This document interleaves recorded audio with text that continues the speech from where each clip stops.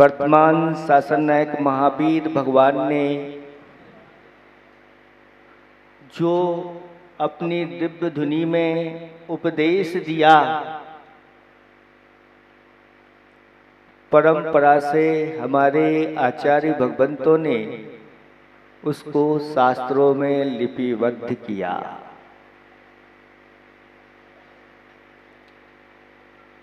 आचार्य भगवंत कुंद कुंद स्वामी महाराज ने ऋणसार ग्रंथ लिखा। रत्नों में भी सार क्या है?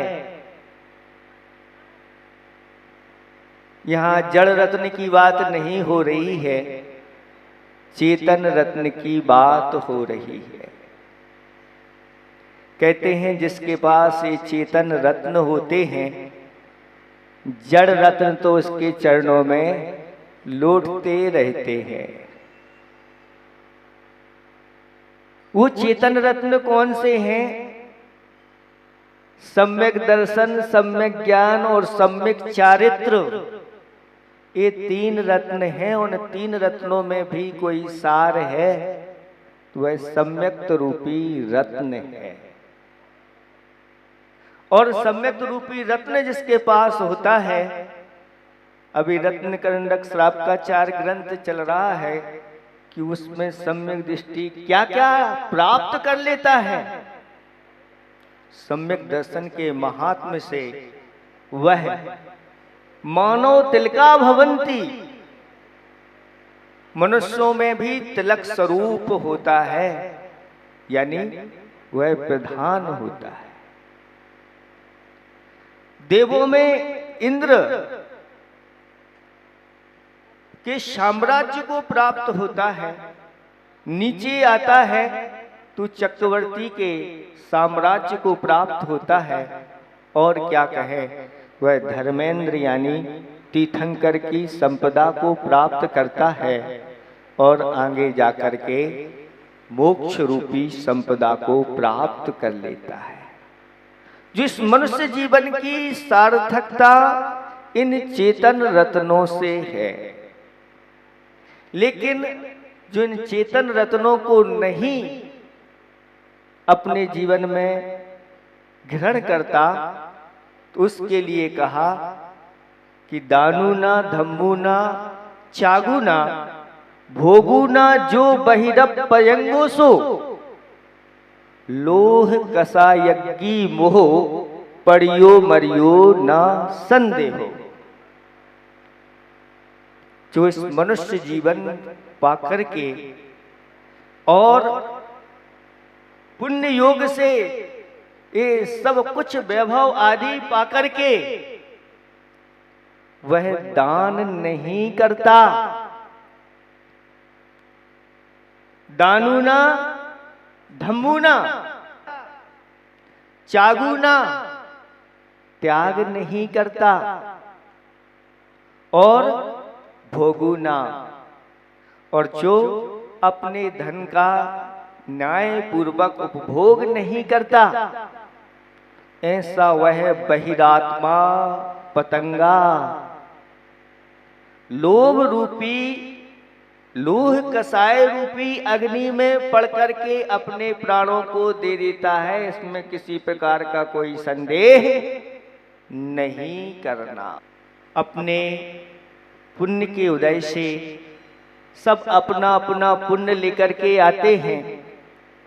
घर में मान लो 4 भाई हैं, तो चारों भाई क्या एक ही स्थान से आए हैं? तो हमारे आचार्य भगवान कहते हैं 4 गतियां हैं, हो सकता है चारों भाई चारों गतियों से आकर के एक स्थान पर, और चारों भाई जब जाते हैं तो हो सकता है कि चारों गतियों में परिवर्तन हो करके जो नीचे से आया है वो ऊपर चला जाता है, जो ऊपर से आता है नीचे चला जाता है, जो तिरंच गति से आया है मनुष्य में चला जाता है, मनुष्य से जो आया है वह त्रियंचों में चला जाता है। धर्म और अधर्म, ऐसा कहा कि धर्म के प्रभाव से कुत्ता भी देव बन जाता है और अधर्म के प्रभाव से देव भी कुत्ता बन जाता है। ये सब अलग अलग हैं। कौन कितना कैसा पुण्य लेकर के आया है कह नहीं सकते। एक आपके लिए कथा सुना रहे हैं, उस कथा से आपको बोध हो जाएगा। आजकल परिवार में इस प्रकार का चलता है कि एक सेठ जी के 4 पुत्र थे। 4 पुत्र में बड़ा पुत्र जो था वह व्यापारी था, अच्छा व्यापार करता था, धन कमाता था। दूसरा जो था वह व्यापारी ना हो करके जुआरी था, वह जुआ आदि खेल करके और कुछ कमा लेता था, कुछ गमा भी देता था। तीसरा पुत्र अंधा था। अब वो क्या कमाए क्या करे, लेकिन घर में तो है। और चौथा पुत्र पुजारी था। पुजारी तब मंदिर की नौकरी नहीं करता था, भगवान का भक्त था। दान पूजा में ही अपने आप को वह लगा के रखता था और जहां बोली की बात आ जाए तो वह देर नहीं लगाता था, जैसे आप लोग लगा रहे हो, ऐसी देरी नहीं लगाता था। क्योंकि बोली में जितनी देरी लगाओगे उसका फल मिलेगा तो आपको पूरा पूरा मिलेगा, लेकिन देर से मिलेगा।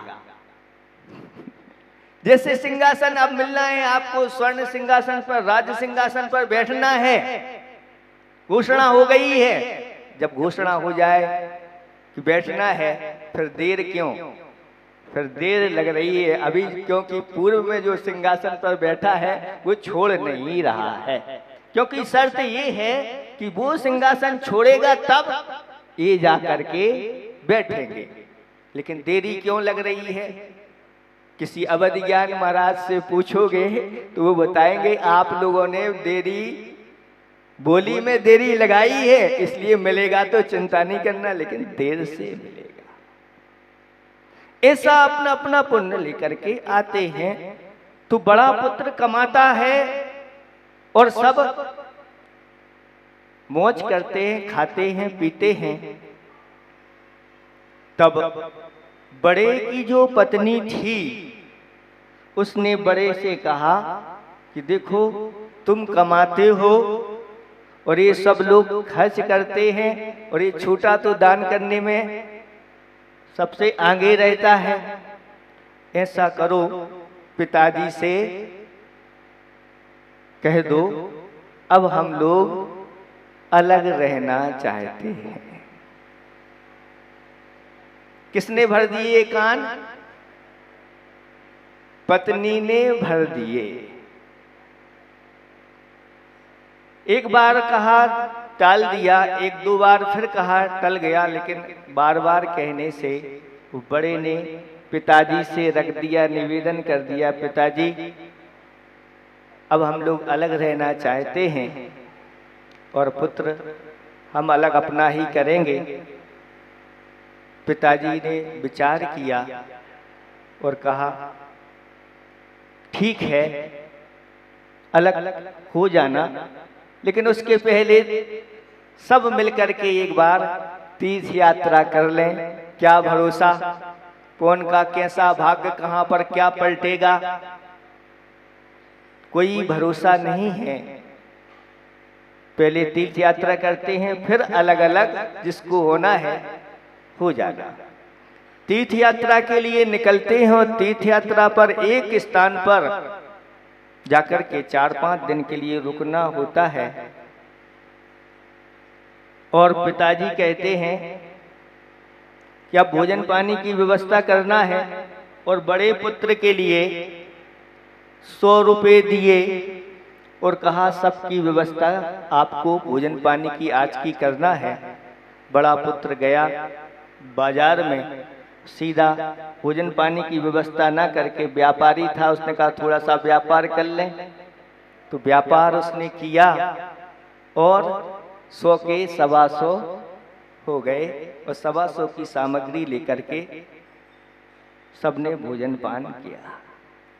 दूसरे दिन नंबर आया जुआरी का, उसके लिए 100 रुपए दिए, जाओ आज तुम्हारे लिए भोजन पानी की व्यवस्था करना है। वह गया बाजार में, लेकिन रास्ते में बैठक चल रही थी और उसने सोचा ये 100 रुपए दिए और 100 रुपए से क्या आएगा, एक दाव लगा दो। और 100 रुपए उसने दाव पे लगा दिए और दाव पड़ भी गया और 100 के 200 हो गए। और 200 की सामग्री लेकर के वह वापस आया तो बड़ा जो पुत्र था वो सभी देख रहे थे कि आज हमसे ज्यादा लेकर के आया। फिर तीसरे दिन नंबर आ गया अंधे का, उसको भी 100 रुपए दिए और 100 रुपए दिए और वह गया, लेकिन रास्ते में ठोकर लगी। तो वह विचार करता है जिस पत्थर की हमें ठोकर लगी दूसरे को ठोकर ना लगे, इसलिए इस पत्थर को तो इस रास्ते से अलग ही करना है। लेकिन वह पत्थर गड़ा हुआ था, उसने बहुत पुरुषार्थ करके और उसको उखाड़ दिया और जैसे ही उखाड़ा तो खन खन की आवाज आई और एक उसमें से घड़ा निकला जो असरफियों से भरा हुआ था और अच्छी सामग्री भोजन सामग्री लेकर के वापस आया और पिताजी को वह सौंप दिया। सब देख रहे हैं, अपने अपने भाग्य को टटोल रहे हैं।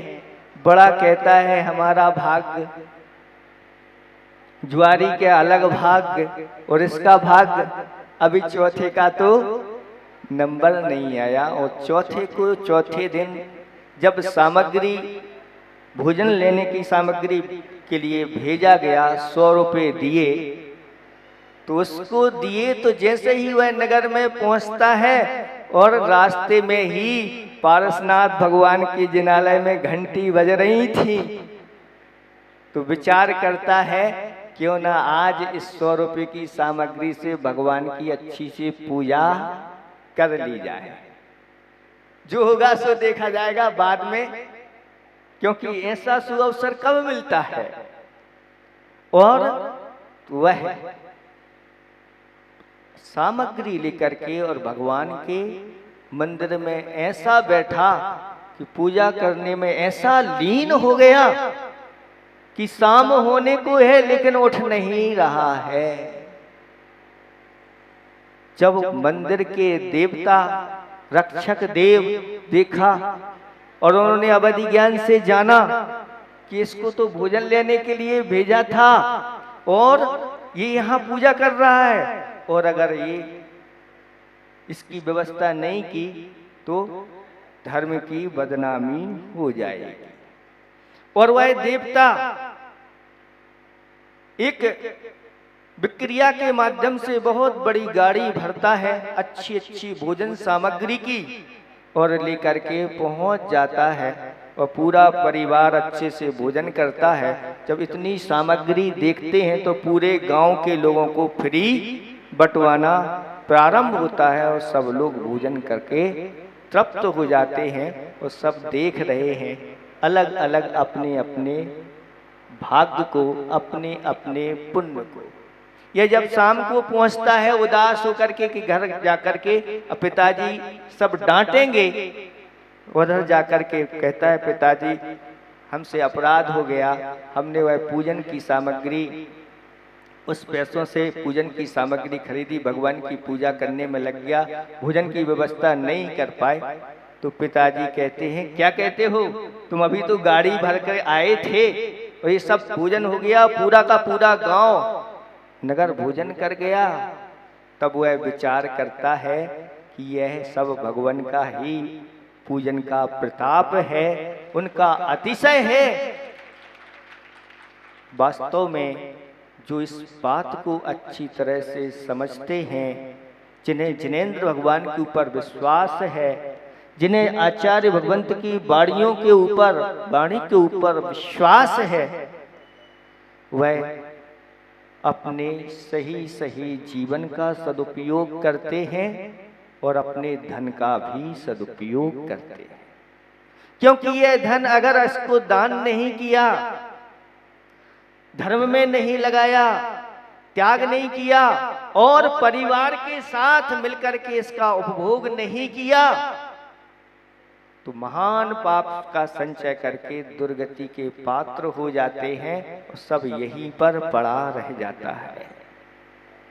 लेकिन जो अपने धन का सदुपयोग कर लेते हैं, जो अपने जीवन का सदुपयोग करते हैं, हम अभी विचार कर रहे थे कि देखो 130 वर्ष पूर्व में आपके पूर्वज ऐसे अतिशयकारी पार्श्वनाथ भगवान को ऐसे जिनालय में विराजमान करके गए और लोग बताते थे, हमें बताया महाराज, हम लोग जब छोटे थे तो यहाँ पर देव लोग पूजन करने के लिए आते थे, घंटी मजीरा आदि बजते थे, हम लोगों ने बते रहते, सुनते रहते, सुन के हम लोगों को डर लगता था, जाते थे। ऐसे ही अतिशयकारी कहते हैं कि जो प्रतिमा 100 वर्ष प्राचीन हो जाए, महा अतिशयकारी वह प्रतिमा हो जाती है। और ऐसी प्रतिमा को आप लोगों के लिए विराजमान करने का आज सौभाग्य भी मिल गया। वो कह रहे थे महाराज हमारे लिए तो स्वधर्मिंद बनना है, हम नहीं बन पाए, हमकी चिंता नहीं करो, स्वधर्म से भी बढ़कर के आपको मौका मिलने वाला है। अभी श्री जी तो श्री जी को विराजमान करो। कहते हैं जिन्होंने 3 लोक के नाथ को विराजमान किया, उसमें किसी प्रकार का कोई संशय नहीं करना। ऐसा पुण्य उदय में आएगा कि आप लोग फिर ना तो आपको तराजू तोलना पड़ेगी, ना किसी की नौकरी करना पड़ेगी, ना खेती करना पड़ेगी, सब कुछ प्राप्त होता है।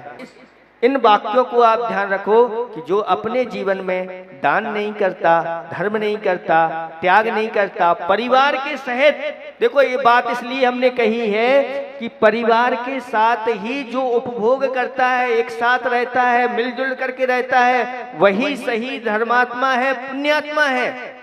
इसलिए कौन का कैसा भाग्य है ये कह नहीं सकते। अपने भाग्य पर आप लोग घमंड नहीं करना और ये कहना कि हो सकता है जो नहीं कमा रहा है उसी के भाग्य से ही हमें मिला है। पहले बड़े बड़े परिवार रहते थे, बड़कुल परिवार रहते थे और सब उनका पूरी समाज में धाक आदि रहती थी। आज सब सेपरेट सेपरेट रहना चाह रहे हैं। बंधुओं, ये सब पुण्य के प्रताप से मिलता है। और अलग अलग कोई विदेश चलेगा, कोई कहाँ चला गया, पूरा परिवार बट गया, ये पुण्य का उदय नहीं, ये पाप कर्म के कारण से अपने अपने परिवार से विभाजन हो जाता है। इसलिए अच्छी भावना बनाना, इन्हीं भावना के साथ अहिंसा परमो धर्म की